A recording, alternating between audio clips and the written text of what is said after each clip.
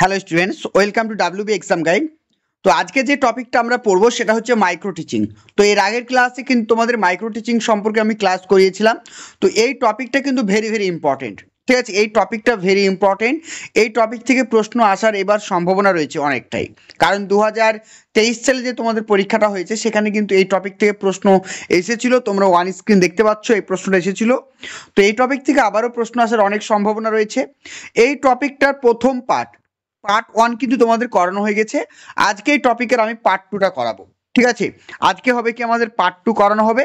তো প্রত্যেকে ক্লাসটা লাইক করে দাও যারা যারা ক্লাসটা দেখছো এখন, আর যারা নতুন অবশ্যই চ্যানেলটিকে সাবস্ক্রাইব করে রাখো। ওকে, তো চলো আমরা ক্লাসটা শুরু করি। যদি কোনো জায়গায় বুঝতে প্রবলেম হয় তাহলে অবশ্যই কমেন্ট সেকশনে জানাবে, আমি নেক্সট ক্লাসে তোমাদেরকে সেই জায়গাটা বুঝিয়ে দেওয়ার চেষ্টা করব। ওকে, চলো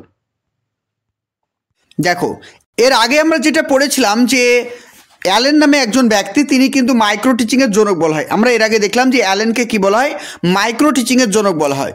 তো যারা তোমরা প্রথম ক্লাসটা দেখোনি, এখানে প্রথম ক্লাসটা রয়েছে, প্রথম ক্লাসটা অবশ্যই দেখে নেবে, কারণ এখান থেকে কিন্তু পরীক্ষা প্রশ্ন আসবে, ঠিক আছে? দেখো তাহলে অ্যালেন কি বলছেন, দেখো অ্যালেন বলছে the teaching skill as per Allen, মানে অ্যালেনের মতে যে মাইক্রো টিচিংয়ের যে দক্ষতাগুলো রয়েছে সেই দক্ষতাগুলো কি কি, সেখানে তিনি কিন্তু 14টা দক্ষতার কথা বলেছেন। এগুলো অতটা ইম্পর্টেন্ট নয় পরীক্ষার জন্য, ঠিক আছে? তাহলে মাইক্রো টিচিংয়ের জন্য 14টা দক্ষতার কথা কে বলেছেন? অ্যালেন বলেছেন। জাস্ট এইটুকু মনে রাখো, ঠিক আছে? পরীক্ষায় এর নাম কিন্তু পরীক্ষায় দেবে না। ওকে, দেখো এবার যেটা ইম্পর্টেন্ট সেটা আমি বলে দিই, যেগুলো ইম্পর্টেন্ট পরীক্ষার জন্য আমি সেগুলি পড়াবো তোমাদের। আবার কি বলছে দেখো, বিকে পাসি, এই বিকে পাক্সির মতে 13টা রয়েছে। যদি পরীক্ষায় প্রশ্ন দেয় যে মাইক্রো টিচিংয়ের কটি দক্ষতার কথা বলেছেন অ্যালেন, তাহলে আনসার করবে কি 14টা, ঠিক আছে? এইটুকু মনে রাখবে। আর বিকে পাক্সি কটি বলেছেন? বিকে পাক্সি বলেছেন 13টা, জাস্ট এইটুকু মনে রাখবে, ঠিক আছে? আবার নেক্সট দেখো, আবার বলছি এনসিইআরটির মতে, এনসিইআরটির মতে কটি দক্ষতার কথা বলা হয়েছে? 19টা, জাস্ট এইটুকুই। তাহলে এনসিইআরটির মতে কটি দক্ষতার কথা বলা হয়েছে? 19টা দক্ষতার কথা বলা হয়েছে, এইটুকু মনে রাখবে। আর আরেকটা জিনিস মাথায় রাখো, এইগুলো জাস্ট এইটুকু মনে রাখো, তোমাদের ইংলিশে কেন করাচ্ছি, সিডিপির ক্লাস কেন ইংলিশে করাচ্ছি। দেখো এটা এমন একটা চ্যাপ্টার যেটা কিন্তু তোমার সিডিপি, ইংলিশ, ইভিএস প্রত্যেকটা সাবজেক্টে আসবে, কারণ প্রত্যেকটা সাবজেক্টে কিন্তু এই মাইক্রো টিচিংটা রয়েছে। তাই আমি ইংলিশে যদি করাই তাহলে কিন্তু তোমাদের প্রত্যেকটা সাবজেক্টের হয়ে যাবে, সেই জন্য আমি ইংলিশে করাচ্ছি। দেখো core skill of the practice, তাহলে মাইক্রো টিচিংয়ের কটি কোর স্কিল রয়েছে? 8টি কোর স্কিল রয়েছে। 8টি কোর স্কিল মানে কি? 8টি প্রধান প্রধান দক্ষতা রয়েছে। মাইক্রো টিচিংয়ের জন্য 8টি প্রধান দক্ষতার কথা বলা হয়েছে। কি কি দেখে নাও। প্রথমে যেটা রয়েছে স্কিল অফ ইন্ট্রোডিউসিং লেসন, তাহলে ক্লাসরুমে তুমি যখন কোনো একটা টপিক পড়াবে তখন তোমার প্রধান কাজ কি? যে টপিকটা তুমি শিক্ষার্থীদেরকে পড়াবে সেই টপিকটা তোমাকে শিক্ষার্থীদের সামনে তুলে ধরতে হবে। তোমার উপস্থাপন এমন হবে যাতে প্রত্যেকটা শিক্ষার্থী তোমার পড়ার প্রতি আগ্রহ দেখায়, মনোযোগ দেয়। তাহলে তোমাকে প্রথম যেটা করতে হবে যে টপিকের যে বা লেসনের যে ইন্ট্রোডাকশন সেটাকে সুন্দর করে তোলা। বোঝা গেল? 2 নাম্বার হচ্ছে কি, ব্ল্যাকবোর্ড ব্যবহার করতে হবে, কারণ ব্ল্যাকবোর্ড যত ব্যবহার করবে তোমার পঠন দক্ষতা তত কিন্তু বৃদ্ধি পাবে। তারপর স্কিল অফ কোশ্চেনিং, শুধু তুমি পড়ালেই হবে না, শিক্ষার্থীদেরকে প্রশ্ন করতে হবে, তোমার প্রশ্নকরণের দক্ষতা কিন্তু থাকতে হবে। ক্লিয়ার? 4 নাম্বার দেখো, 4 নাম্বার বলছে স্কিল অফ রিইনফোর্সমেন্ট। তাহলে স্কিল অফ রিইনফোর্সমেন্ট মানে কি? স্কিল অফ রিইনফোর্সমেন্ট কথার অর্থ, স্কিল অফ রিইনফোর্সমেন্ট কথার অর্থ বোঝো। দেখো তারপর যেটা এখানে তোমাদের বলা হয়েছে যে স্কিল অফ কোশ্চেনিং, মানে তুমি শুধু পড়ালেই হবে না, বাচ্চাদেরকে কিন্তু তোমাকে সুন্দরভাবে কোশ্চেন করতে হবে, যাতে কোশ্চেন যখন আমরা বাচ্চাদের করব তখন কিন্তু তারা কিন্তু তোমার প্রতি, পড়াশোনার প্রতি আগ্রহ দেখাবে, তোমার পড়ানোর প্রতি তাদের মনোযোগ বৃদ্ধি পাবে।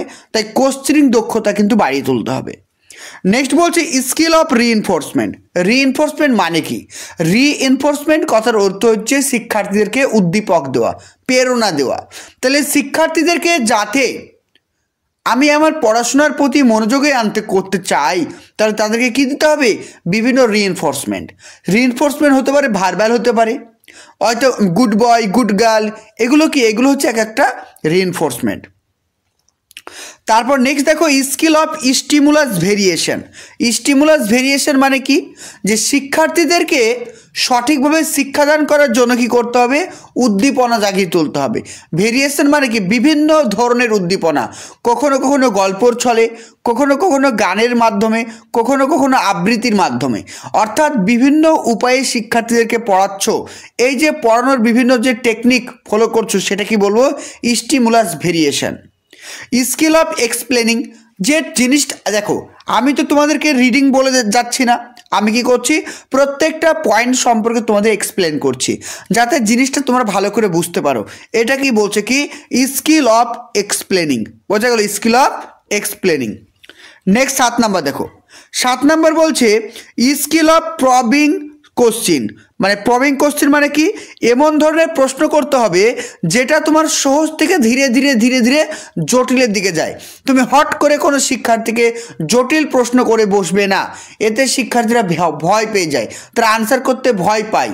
তুমি যদি তাকে সহজ প্রশ্ন করো, তারপর ধীরে ধীরে আস্তে আস্তে গভীর প্রশ্নের দিকে যাও, তার কিন্তু মনোবল বৃদ্ধি পাবে, এতে শিক্ষার্থীর প্রশ্ন করণের মানে উৎসাহ বাড়ে এবং তার উত্তর দানেরও উৎসাহ বাড়ে। স্কিল অফ ইলাস্ট্রেটিং উইথ এক্সাম্পল, তাহলে শিক্ষার্থীদেরকে যখন তুমি কোনো একটা টপিক পড়াবে, সেই টপিকটা পড়ানোর সময় অবশ্যই তোমাকে উদাহরণ সহকারে পড়াতে হবে, এটা বিভিন্ন দৃষ্টান্ত সহকারে পড়াতে হবে। এটাকে বলছে ইলাস্ট্রেটিং উইথ এক্সাম্পল। বোঝা গেল, এই 8টা পয়েন্ট কিন্তু ভালো করে তোমরা মনে রাখবে। ওকে, দেখো গতদিন আমি যেটা তোমাদেরকে ইংলিশে পড়িয়েছিলাম সেটা আবার বাংলাতে আমি লিখে দিয়েছি, কারণ আমি তোমাদেরকে বারবার বলছি আমাদের এই টপিকটা বাংলা ইংলিশ দুটোতেই রয়েছে, তাই দুটো জিনিস আমি বলে দিচ্ছি। দেখো তাহলে অনুশীলন, তোমরা জানো মাইক্রো টিচিংয়ের বৈশিষ্ট্য কি, ক্লাসের সাইজ হবে কি 5 থেকে 10 জন ছাত্র। আমরা জানি সাধারণত ক্লাসে কতজন স্টুডেন্ট থাকে, 50 জন, তাই তো, কিন্তু ক্লাসের সাইজে কত হবে, 5 থেকে 10 জন, 5 থেকে 10 জন টোটাল কিন্তু স্টুডেন্ট হবে। তো সত্যি কথা বলছি, আমি যে স্কুলে পড়াই সেখানে কিন্তু আমার ক্লাসে কিন্তু ওই 10 জনই আছে, ঠিক আছে, টোটাল 10 জনই কিন্তু শিক্ষার্থী রয়েছে। তো এরা হচ্ছে আমার স্কুলের স্টুডেন্ট। তো এখানে কিন্তু অনেকগুলো স্টুডেন্ট দেখতে পাচ্ছ ঠিকই, কারণ আগে তো টিচার ছিল না, সেই জন্য 3 এবং 4, ক্লাস 3 এবং 4 একসঙ্গে বসতো, সেই জন্য অনেকগুলো স্টুডেন্ট লাগছে। কিন্তু এখন যেহেতু টিচার হিসাবে নিযুক্ত হয়েছি, তো সেখানে কিন্তু তোমার স্টুডেন্ট কমে গেছে, না, ক্লাস 3 এবং ক্লাস 4কে এখন আলাদা ঘরে বসানো হচ্ছে, এবং সেই জন্য কিন্তু স্টুডেন্ট সংখ্যা খুবই কম, একদম মাইক্রো টিচিংয়ের মতন হয়েছে। কিন্তু আগেই ভালো ছিল, অনেকগুলো স্টুডেন্ট ছিল, খুবই সুন্দর ছিল, কিন্তু এখন কিন্তু খুব স্টুডেন্টের পরিমাণটা কমে গেছে। আমার যেমন ক্লাসে 9 থেকে 10 জন, অর্থাৎ একদম মাইক্রো টিচিংয়ের মতন। বোঝা গেল? তারপর নেক্সট দেখো, নেক্সট বলছে সময়কাল। আমরা জানি কি একটা ক্লাস নিতে সময় লাগে কত মিনিট, 40 মিনিট। একটা ক্লাস নিতে সময় লাগে কত মিনিট, 40 মিনিট। কিন্তু যখন তুমি মাইক্রো টিচিং করাবে তোমার সময়কাল হবে কত মিনিট, 5 থেকে 10 মিনিট। বোঝা গেল? শ্রেণীকক্ষ জটিলতা থাকে না, শ্রেণীকক্ষের জটিলতা থাকে না। কেন থাকে না? কারণ স্টুডেন্ট সংখ্যা কম, টপিক ছোট, এই জন্য কিন্তু শ্রেণীকক্ষের জটিলতা থাকে না। বিষয়ের আকারও ছোট হয়।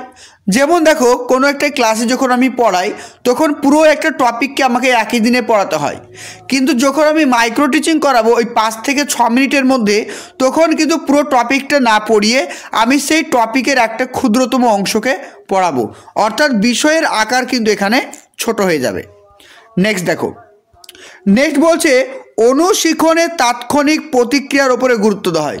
মানে কি, যে অনুশীলনের তাৎক্ষণিক প্রতিক্রিয়া মানে কি, ইমিডিয়েট ফিডব্যাক প্রদান করা হয়, যে আমি যে টপিকটার উপরে পড়াবো সেই টপিকটা শিক্ষার্থীরা কতটা বুঝতে পেরেছে কি পারেনি সেই সম্পর্কে সঙ্গে সঙ্গে কিন্তু ফিডব্যাক পাওয়া যায়।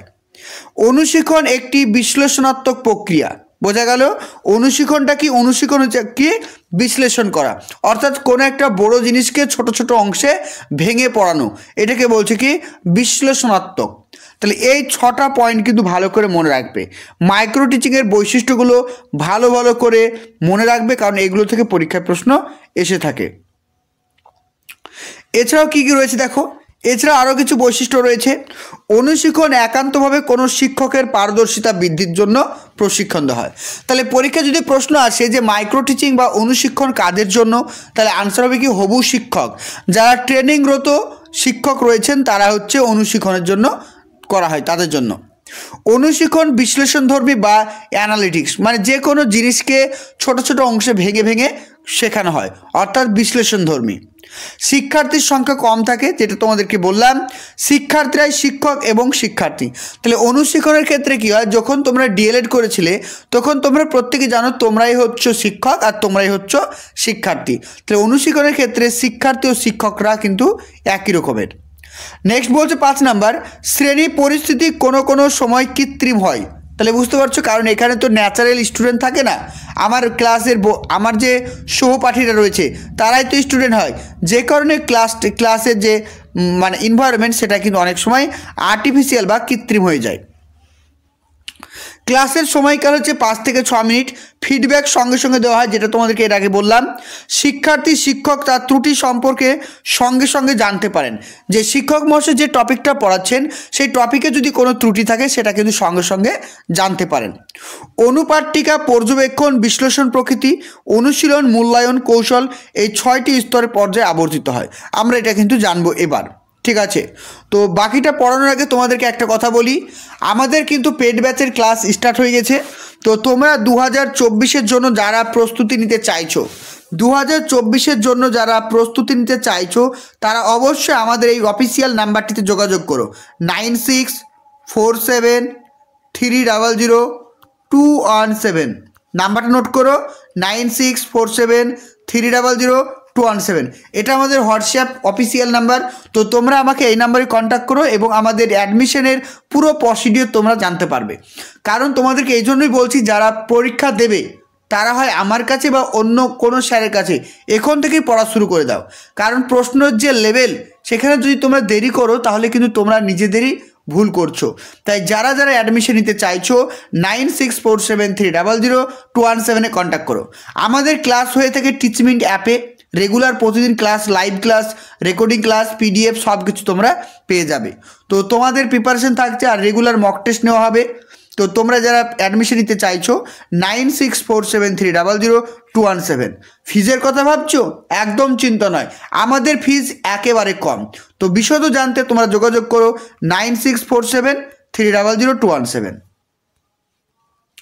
চলো এবার আমরা দেখব কি অনুশীলন বা মাইক্রো টিচিংয়ের প্রয়োজনীয়তা। তাহলে আমাদের জীবনে মাইক্রো টিচিংয়ের কী কী প্রয়োজনীয়তা রয়েছে। অনুশীলনের মাধ্যমে পাঠদানে যদি ভুল সংশোধন সহজ হয়, যে দেখো যেহেতু এটা আমাদের ট্রেনিং পিরিয়ড, আমার পাঠদানে যদি কোনো রকম ভুল ত্রুটি থাকে সেগুলো কিন্তু সঙ্গে সঙ্গে সংশোধন করা যায়। কারণ ওখানে যে স্টুডেন্ট হয় তারা কিন্তু আমার সহপাঠী, তারা কিন্তু আমার ভুল বা ত্রুটিগুলো অতি সহজে বুঝতে পারবে। তাই অনুশীলনের মাধ্যমে পাঠদানের ভুলকে সহজেই কিন্তু সংশোধন করা সহজ হয়। 2 নাম্বার, শিক্ষার্থী শিক্ষকের ত্রুটিগুলি সহজে ধরা পড়ে। অর্থাৎ শিক্ষার্থী শিক্ষক মানে ওই যে ট্রেনিংরত শিক্ষার্থী, তিনিই তো হবু শিক্ষক। তাদেরকে কিন্তু তাদের যে পড়ানো বা তাদের যে পড়ানোর যে টেকনিক, সেখানে যদি কোনো রকম ত্রুটি থাকে তাহলে কিন্তু সহজে ধরা যায়। 3 নাম্বার, পাঠদান ও দক্ষতা অর্জন উভয় ক্ষেত্রে সাফল্য আসে। তাহলে বুঝতে পারছো, পাঠদান ও দক্ষতা অর্জনে কিন্তু উভয় ক্ষেত্রেই সাফল্য আসে। তাহলে পাঠদান মানে কি, যে শিক্ষার্থীরা কি করছে, এখানে শিক্ষার্থী শিক্ষক তার পাঠদান করছেন, রেগুলারলি পড়াচ্ছেন, যার ফলে কী হয়, ওই শিক্ষার্থী শিক্ষকের পাঠদানের দক্ষতা ধীরে ধীরে বৃদ্ধি পায়। সমগ্র পাঠদানকে ভেঙে ভেঙে বিশ্লেষণ করে শিক্ষা দেওয়া হয়। সমগ্র পাঠদানকে ভেঙে ভেঙে বিশ্লেষণ করে কিন্তু শিক্ষা দেওয়া হয়। বুঝতে পেরেছো? তাহলে যে টপিকটা শিক্ষার্থীদেরকে পড়ানো হবে সেই টপিকটা কিন্তু ছোট ছোট অংশে ভেঙে কিন্তু পড়ানো হয়, যার ফলে এই পদ্ধতিকে কী বলা হয়, বিশ্লেষণাত্মক পদ্ধতি। ক্লিয়ার? নেক্সট 5 নাম্বার, অনুশীলনের মাধ্যমে পাঠদানে শিক্ষক ও শিক্ষার্থীদের সক্রিয়তা বেশি থাকে। দেখো যেহেতু অনুশীলনে কি হয়, অল্প কয়েকজন শিক্ষার্থী 5 থেকে 6 জন, সেহেতু সেখানে কিন্তু যারা শিক্ষার্থী হয় তারা অনেক বেশি কিন্তু এখানে সক্রিয় থাকে। তাহলে এই পয়েন্টগুলো ভেরি ইম্পর্টেন্ট, প্রয়োজনীয়তা একটু মনে রাখবে। ক্লিয়ার?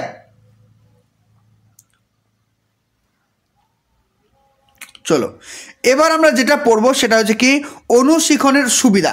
এতক্ষণ আমরা প্রয়োজনীয়তা পড়লাম, এবার আমরা পড়বো কি অনুশীলনের সুবিধা। চলো নেক্সট দেখো, নেক্সট কি বলছে, নেক্সট বলছে অনুশীলন দ্বারা সহজেই শিক্ষকের জটিল অংশগুলিকে সরলীকৃতভাবে প্রশিক্ষণ দেওয়া যায়। তাহলে অনুশীলন হচ্ছে এমন একটা প্রক্রিয়া যে প্রক্রিয়ার মাধ্যমে যে কোনো জটিল বিষয়কে সেটা একদম সহজভাবে কিন্তু উপস্থাপন করে পড়ানো যায়। আবার বলছে নির্দিষ্ট সময় একটি মাত্র বিষয়ে দক্ষতার প্রশিক্ষণ দেওয়া হয় বলে দক্ষতার উপরে পাণ্ডিত্য অর্জন খুব সহজে করা যায়। ভেরি ভেরি ইম্পর্টেন্ট লাইনটা, ভেরি ভেরি ইম্পর্টেন্ট। তাহলে কি বলছে, নির্দিষ্ট সময় একটি মাত্র দক্ষতার উপরে গুরুত্ব দেওয়া হয়। তাহলে কোনো একটা নির্দিষ্ট সময়ে একজন হবু শিক্ষকের পড়ানোর জন্য যে যে দক্ষতাগুলো প্রয়োজন সেগুলোর ওপর ভিত্তি করে যে কোনো একটির ওপর কিন্তু গুরুত্ব দেওয়া হয়। বোঝা গেল? তাহলে নির্দিষ্ট সময়ে একটি মাত্র বিষয়ের ওপরেই কিন্তু গুরুত্ব দেওয়া হয়। ওকে, নেক্সট 3 নাম্বার দেখো। 3 নাম্বার বলছে বারংবার অনুশীলন ও ফিডব্যাক প্রক্রিয়ার ফলে শিক্ষণকে সহজেই ত্রুটিমুক্ত করা সম্ভব হয়ে থাকে। তাহলে যদি কোনো টপিকে আমি বারবার কিন্তু প্রশিক্ষণ দেওয়া হয়, বারবার পড়ানো হয়, বা একটা টপিককে যদি আমি বারবার আলাপ আলোচনা করা হয়, তাহলে যদি আমার কোনো রকম ভুল ত্রুটি থাকে সেটা কিন্তু অতি সহজে সংশোধন করা সম্ভব, তাই তো? 4 নাম্বার দেখো, অনুশীলনের শিক্ষণ দক্ষতাগুলি শিক্ষণ আচরণের সঙ্গে যুক্ত আকারে উপস্থাপন করা হয় এবং এগুলি সহজে পর্যবেক্ষণ, নিয়ন্ত্রণ ও ব্যবহার করা হয়। যেটা আমি বললাম, দেখবে যখন ক্লাসে তোমরা ডিএলএড করতে, যখন তোমরা মাইক্রো টিচিং দিতে, তখন দেখবে তোমার যে স্যার ছিলেন তিনি কিন্তু তোমাকে ভালো করে পর্যবেক্ষণ করতেন, যাতে তোমার কোনো রকম অসুবিধা না হয়, কোনো রকম ভুল ত্রুটি না থাকে। অর্থাৎ এখানে পর্যবেক্ষণ বা নিয়ন্ত্রণটা থাকে। নেক্সট 5 নাম্বারটা, 5 নাম্বার বলছে অনুশীলনের ফিডব্যাক তাৎক্ষণিক ও সুনির্দিষ্ট প্রণালীবদ্ধ। তাহলে কি বললাম, ওই যে অনুশীলন যেখানে করা হয় অর্থাৎ মাইক্রো টিচিং, সেখানে কিন্তু ফিডব্যাকটা ইমিডিয়েটলি দেওয়া হয়। ফিডব্যাকটা কী করা হয়, ইমিডিয়েটলি দেওয়া হয়, অর্থাৎ তাৎক্ষণিকভাবে দেওয়া হয়ে থাকে। চলো নেক্সট দেখো, এবার আমরা জানবো কি মাইক্রো টিচিংয়ের ক্ষেত্রে কী কী অসুবিধা রয়েছে। অনুশীলনের দক্ষতার উপর বিশেষ গুরুত্ব প্রদান করা হয়, তাই অনেক সময় শিক্ষণীয় বিষয়বস্তু অবহেলিত হয়। বোঝা গেল? তাহলে অনুশীলনের ক্ষেত্রে কি করা হয়, টপিকের ওপরে গুরুত্ব দেওয়া হয় না, এখানে গুরুত্ব দেওয়া হয় স্কিলের ওপরে। তাই টপিকটা কিন্তু এখানে নেগলেক্ট হয়ে যায়। যে টপিকটা পড়াবো সেই টপিকের উপর গুরুত্ব না দিয়ে দক্ষতার উপর গুরুত্ব দেওয়া হয়, যার কারণে সে টপিকটা কিন্তু নেগলেক্ট হয়ে যায়। বোঝা গেল? 2 নাম্বার বলছে অনুশীলন অত্যন্ত সময় সাপেক্ষ, এতে প্রায় সময় পাঠের বিষয়বস্তু সমাপ্ত করা সম্ভব হয় না। তাহলে অনুশীলন করার জন্য কি দরকার, টিএলএম দরকার, এলটিএম দরকার, বিভিন্ন চার্ট পোস্টার দরকার, যার কারণে কিন্তু অনেক সময় লেগে যায়, যে কারণে কিন্তু অল্প সময়ের মাধ্যমে এই প্রত্যেকটা টপিককে পড়ানো সম্ভব হয় না। এগুলো হচ্ছে অনুশীলনের এক একটা বৈশিষ্ট্য। বোঝা গেল? নেক্সট দেখো, অনুশীলন প্রক্রিয়াটি পরিচালনার জন্য উপযুক্ত বিশেষ জ্ঞানসম্পন্ন তত্ত্বাবধায়ক বা শিক্ষক প্রয়োজন। আমি যেটা বললাম, যেহেতু অনুশীলনটা পরিচালনা করে কে, একজন হবু শিক্ষক বা একজন শিক্ষার্থী শিক্ষক, সেই বিষয়টিকে ভালোভাবে পর্যবেক্ষণ করবে কে, একজন প্রশিক্ষণ প্রাপ্ত দক্ষ শিক্ষক মহাশয়, যেটা কিন্তু বর্তমানে যেটা কিন্তু অভাব রয়েছে, যে কারণে অনুশীলনটা অতটা সাফল্য পায়নি, যা অনেক সময় সর্বকার সম্ভব নয়, যেটা আমি বললাম। 4 নাম্বার বলছে অনুশীলন প্রক্রিয়াটি ব্যয়বহুল। অনুশীলন প্রক্রিয়াটি কেন ব্যয়বহুল, কারণ এখানে TLM, LTM, chart poster, model প্রভৃতি কিছু তৈরি করতে হয়, সেই কারণে কিন্তু এই অনুশীলন প্রক্রিয়াটি অনেকটাই ব্যয়বহুল। এগুলো কিন্তু মনে রাখবে, ঠিক আছে? তো আজকের ক্লাসে এই পর্যন্ত। নেক্সট ক্লাসে তোমাদেরকে আরও অনেক কিছু রয়েছে, এমসিকিউ রয়েছে, বাকি টপিকটা করাবো। তো তোমাদেরকে আরেকবার আমি বলে দিই, তো আমাদের ইউটিউবে তো তোমাদেরকে ফ্রি ক্লাস দিচ্ছি, তো তোমরা যারা রেগুলার ক্লাস কন্টিনিউ করতে চাইছো তোমরা এই নাম্বারটিতে কন্ট্যাক্ট করো, 9647300217, এই নাম্বারে কন্ট্যাক্ট করো। এখানে আপার প্রাইমারি এবং প্রাইমারি তোমরা দুটো ক্লাসই করতে পারবে, শুধুমাত্র একটা অ্যাডমিশন নিলে। আপার প্রাইমারি বা প্রাইমারিতে যে কোনো একটাতে অ্যাডমিশন নিলে তোমরা দুটো ক্লাসই করতে পারবে।